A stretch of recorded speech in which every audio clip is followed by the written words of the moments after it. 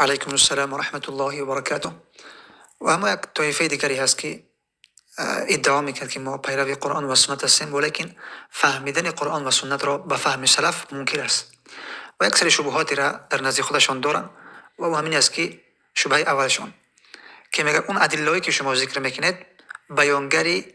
فضیلت صحابه رحمه الله را میکند، نه اینکه قرآن و سنت به فهم اونها فهمیده بشود. در جواب این شبهه اونها گفته میشود که اون آیات و احادیثی که بیانگری فضیلت صحابه رسول اکرم صلی الله علیه و سلم را میکند، علاوه بر اینکه بیانگری فضیلت اصحاب رسول اکرم صلی الله علیه و سلم و سلف این امت رحمه الله را میکند، علاوه از این بیانگری درجه بالا بدن فهم اونها را میکند، زیرا الله عز و جل از ایمان صحابه راضی شدن و الله عز و جل از اعتقادی و عقیده صحابه راضی شدن و رسول اکرم صلی الله علیه و سلم به خیریت بدن صحابه رسول اکرم صلی الله علیه و سلم خبر دادن و شهادت دادن و فرمودن که خیر الناس قرنی و اوصیکم باصحابی. پس علاوه بر اینکه بیانگری فضیلت اونها هست، باز هم بیانگری بالا بودن درجات فهم اونها هست و الله عز و جل ایمان اونها را معیار قرار دادن، فرمودن که فین آمنوا بمثل ما آمنتم به فقد اهتدوا و اذا قیل لهم آمنوا كما آمن الناس. همه ای علاوه بر اینکه بیانگری فضیلت اصحاب رسول اکرم صلی الله علیه و سلم و سلف رحمه الله را میکند، علاوه از این بیانگری بالا بودن درجات فهم اونها را میکند که الله عز و جل از فهم اونها راضی شده، از ایمان اونها الله عز و جل اعلان رضایت کرد و فرمود رضی الله عنهم و از اعتقاد اونها الله عز و جل اعلان رضایت کرد. لهذا به خاطر همین قرآن و سنت باید که به فهم سلف رحمه الله فهمیده بشود، نه به فهم من، نه به فهم شما، نه به فهم جماعتی که شما اون معتقد هستید و او را قبول دارید یا اینکه شیخی که شما به او را قبول دارید و او را گوش میکنید، بلکه قرآن و سنت به فهم سلف رحمه الله فهمیده بشود. شبهه دیگر اینکه مصدر تلقی عقیده این قرآن و سنت است و نه اینکه فهم سلف. باز هم در جواب این شبهه گفته میشود که این هیچ کسی منکر نیست، هیچ کسی این انکار نمیکند که مصدر تلقی این باز غیر قرآن و سنت با چیز دیگری باشد، بلکه عقیده اهل سنت و الجماعت است که مصدر این جای ریشه گرفتن عقیده این قرآن و سنت است و همچنین در هنگام اختلاف ها وقتی که به میان میاد باید که رجوع کرده بشد به قرآن و سنت و این عقیده اهل سنت و جماعت است، عقیده سلف رحمه الله است.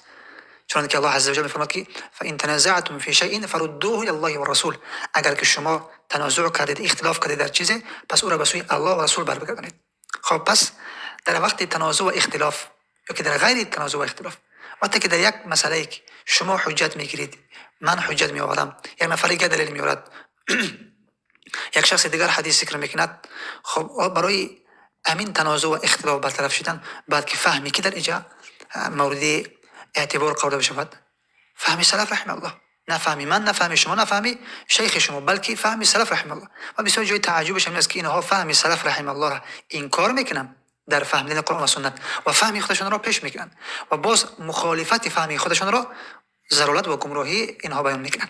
و میگن که شما گمراه شدید. چرا؟ چون که باید که قرآن میگه این گونه میفهمید، حدیث باید که این گونه میفهمید و همین خود بیانگری ضلالت و گمراهی اینها را میکند که فهم سلف رحمه الله را انکار میکنن و طرف مقابل رو مجبور میکنن که باید که آنطوری که خودش میفهمد حدیث را باید که همون طرف بفهمید،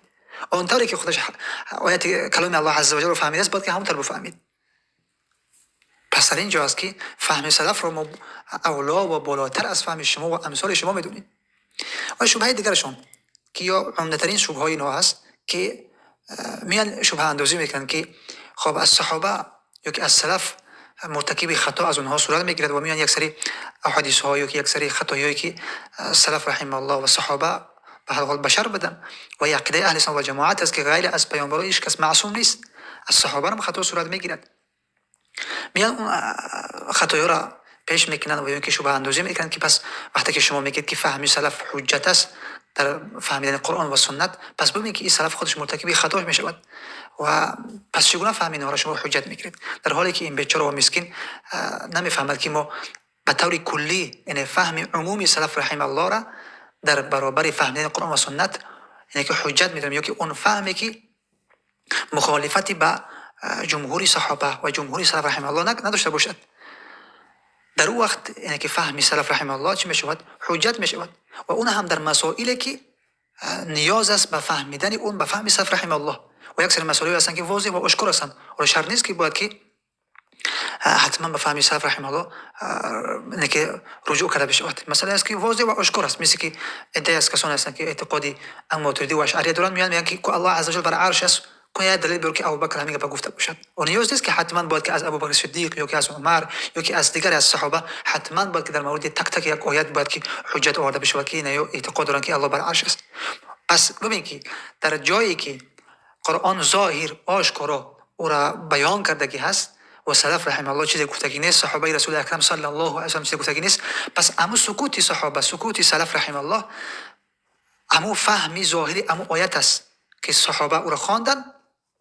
و چگونه که لغت عربی به او معنی میکرد و معنا میدهد و او را هم قبول کردن. پس همین طور قرآن و سنت فهمیده میشود. اما اینکه یک تعداد یک صحابه مرتکب خطایی میشود، هیچ کس نگفته که خطایی که اونها گرفته میشود، بلکه عمومی صحابه نگاه کرده میشود که در این فهم، یکی در این آیات یا که در این حدیث چه فهم داشتن، در وقت گرفته میشود فهم اونها.